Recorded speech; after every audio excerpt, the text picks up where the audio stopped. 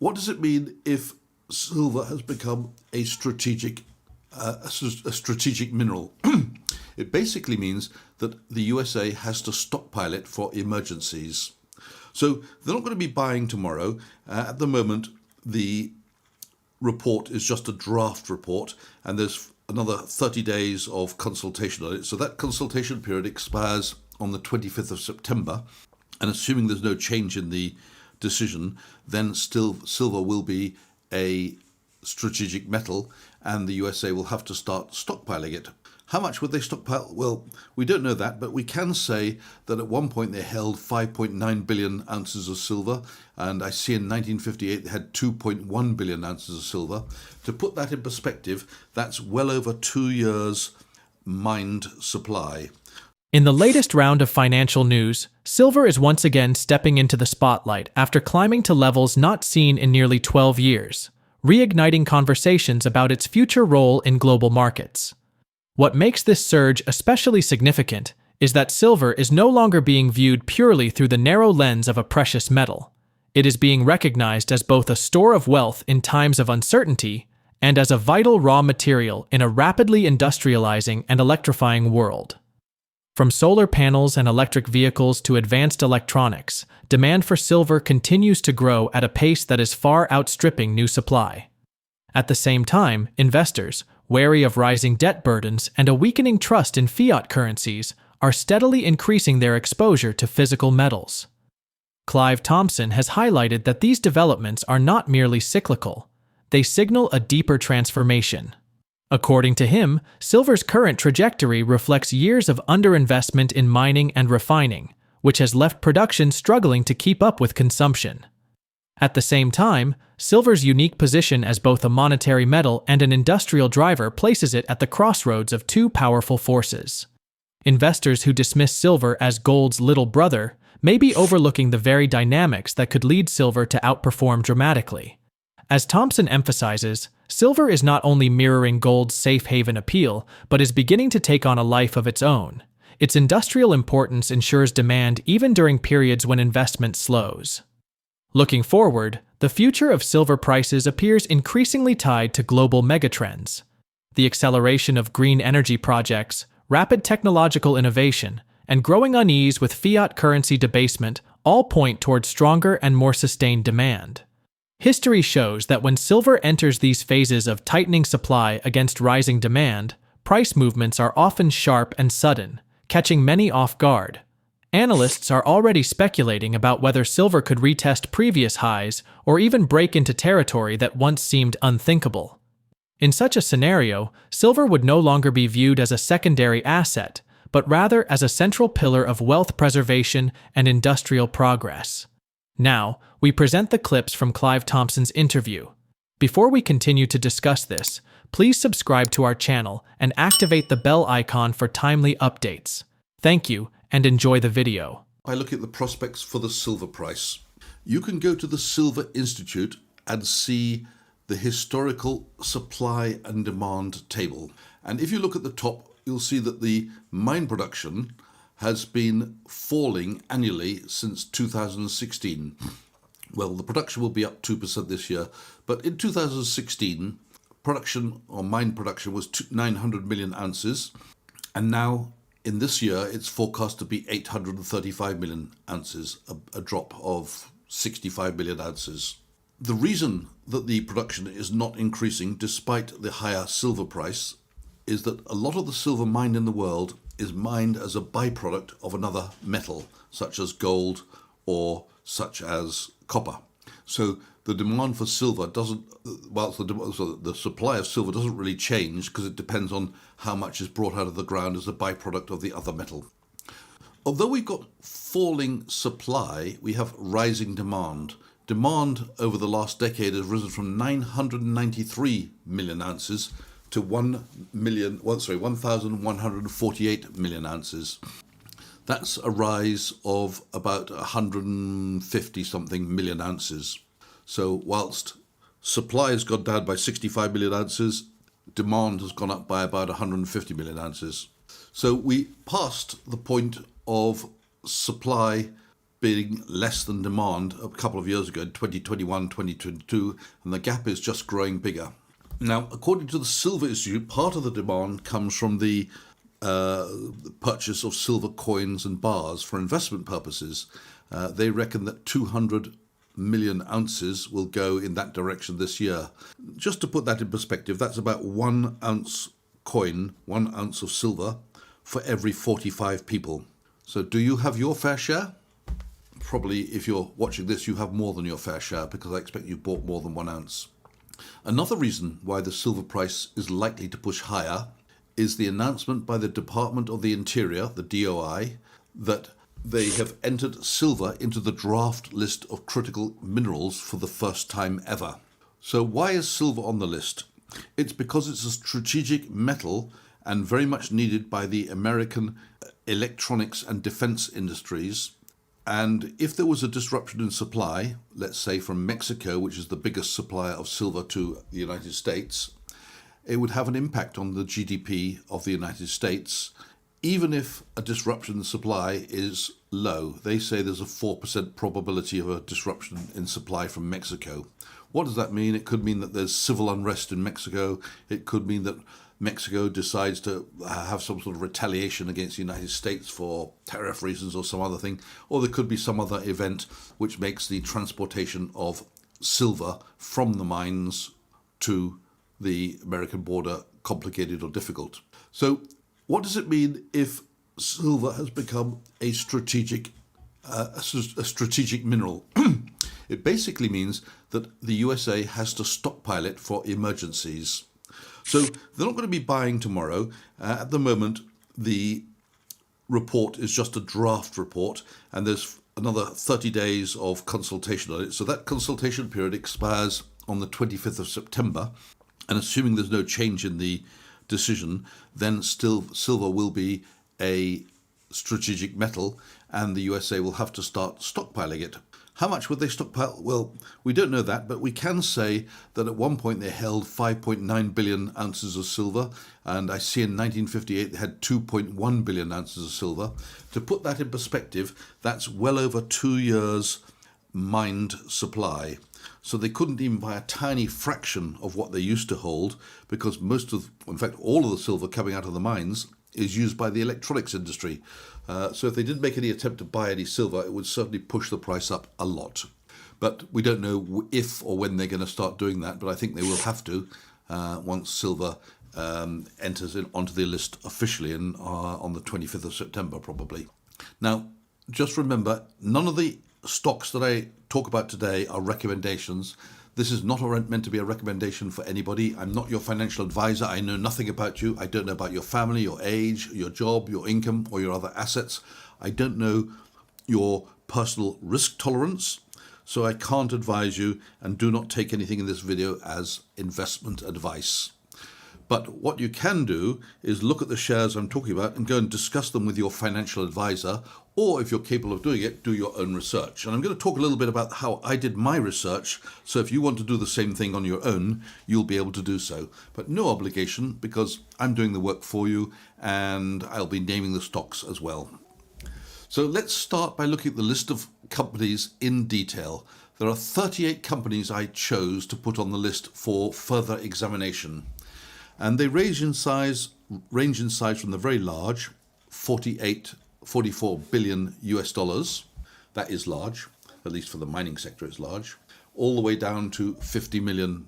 That's tiny for any sector.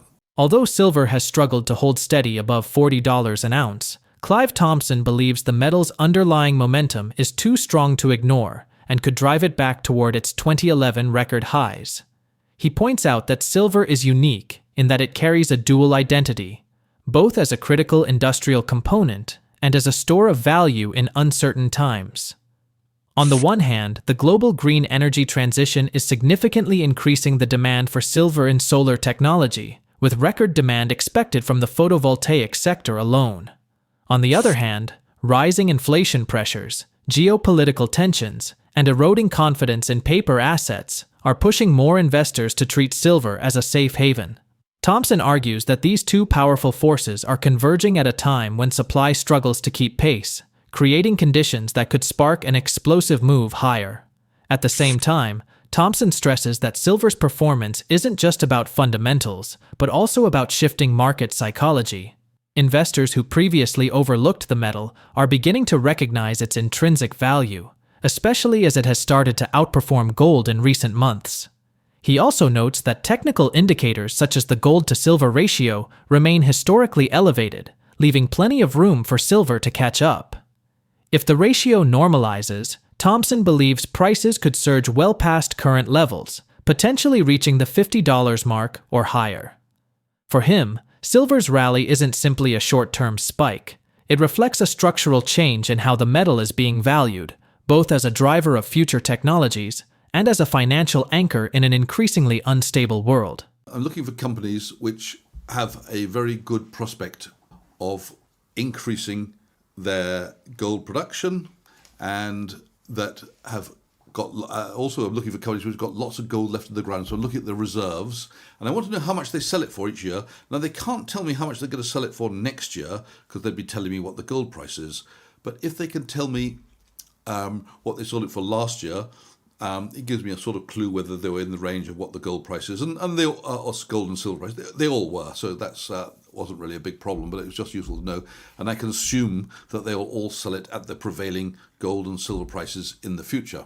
So I also wanted to know for each company what their estimates were for production in the coming years of each metal. Now that information was a little bit harder than I thought to get. It seems very simple, but at the end of the day, a lot of the companies weren't specific about how much of their output was gold and silver.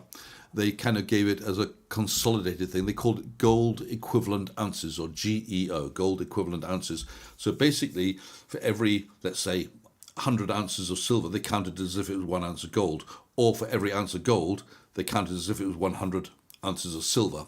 So I had to break that down, and that was a little bit difficult. And then, of course, they've got, for that figure, the all-in sustaining cost, which is partly the cost of the gold getting out of the ground, partly the cost of getting the silver out of the ground. So again, it was a little bit complicated to break that down. Lots of companies weren't very forward with the forward projections. They didn't say how much gold or silver they're going to get out in 2026, 27, which is what I want to know. Usually they told me for the previous year, and usually for the current year what they expected, or at least if they didn't, I could extrapolate that by looking at the last 6 months results and find out how much they dug out in the first 6 months this year and extrapolate that to see how much they might dig out in the whole year. So I had to make a few educated estimates as to how much silver or gold might be dug out by some companies, especially when it came to estimating the amounts in 2026 and 2027, because almost no company would give me, well, I won't say no, there were some, but almost no company gave me the answers to that. So looking at the spreadsheet, and you can see when you look at this is a pretty big spreadsheet. There's thousands and thousands of calculations I've done to arrive at the conclusion. But let me just tell you, broadly speaking, how I arrived at the conclusion.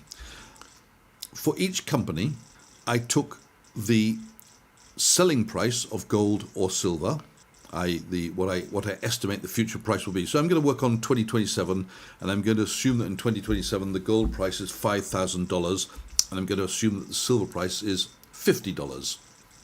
I think those numbers are both very achievable. I expect we'll probably go past them, no guarantee here, but I thought that for more than about 2 years away, or if you go to the end of the year, 2.5 years away, it's not unreasonable to get to those levels. So I took those prices, $50 and $5,000 as the price of gold and silver, subtracted from it the estimated all-in sustaining cost of each metal, adjusted for inflation, which I assumed was 10% in each case per year, and that would give me the gross profit per ounce of gold or gross profit per ounce of silver.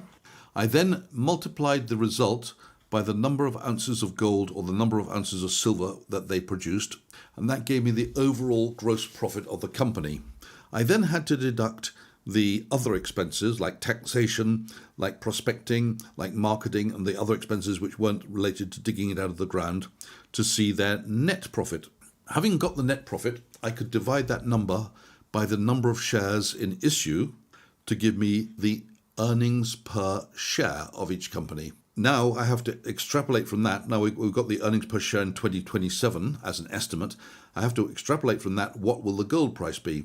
So I took a very low price earnings ratio multiple of just 10 times. And don't forget, most companies on Wall Street are much, much higher multiples than that. But I took just 10 and I multiplied that profit by 10. So whatever the earnings per share was, I multiplied it by 10 to get to the share price. So now I've now got for each company a share price in 2027, at least a potential share price. Now, I had to do a lot of maths to allow for lots of possibility around that. So the share price might be a lot higher than I calculated or a lot lower than I calculated. I think I calculated somewhat conservatively because I don't want to be seen to be too rash in my predictions. I don't want to be seen as rash at all. I just want to be realistic here. So I've now got for each company, based on those parameters, that $50 gold and $50 silver and $5,000 gold in 2027, I've got a potential share price for each company. And I can compare that with the current share price and work out what your profit would be on each individual company. And the higher the profit, the more risky the company probably is. And there are many variables in doing these calculations, which means that the figures might turn out very differently from what I calculated. But as I said, I've tried to be conservative and probably nearer the bottom end of the range than the top end of the range, at least in the bottom, let's say the bottom 40% of the possibilities. Of course, I could put in some outrageous numbers to see how far I could push the potential profit. So, for example, if I changed the silver and gold price to higher numbers, I could get much higher prices. Silver's future outlook is gaining momentum as both industrial innovation and financial uncertainty converge to create one of the most compelling setups the market has seen in years, with the metal's unique position as both a critical component in clean energy technologies, such as solar panels, electric vehicles, and advanced electronics, and a traditional safe haven asset against inflation and currency instability, driving a dual demand that few other commodities can match. At the same time, silver miners are facing structural supply challenges, from declining ore grades to rising production costs, which limit their ability to respond quickly to surging demand, meaning that any significant increase in investor or industrial interest could trigger a sharp upward repricing of silver itself, while simultaneously boosting the profitability and valuation of mining companies, positioning the entire sector for a potential breakout that could redefine how silver is perceived in the global financial system. How do you anticipate the price trends of gold and silver evolving in the near term? Share your thoughts in the comment section below. If you find this video informative, please support and turn on notifications to stay informed about our latest videos. See you in the next video. Thanks for watching.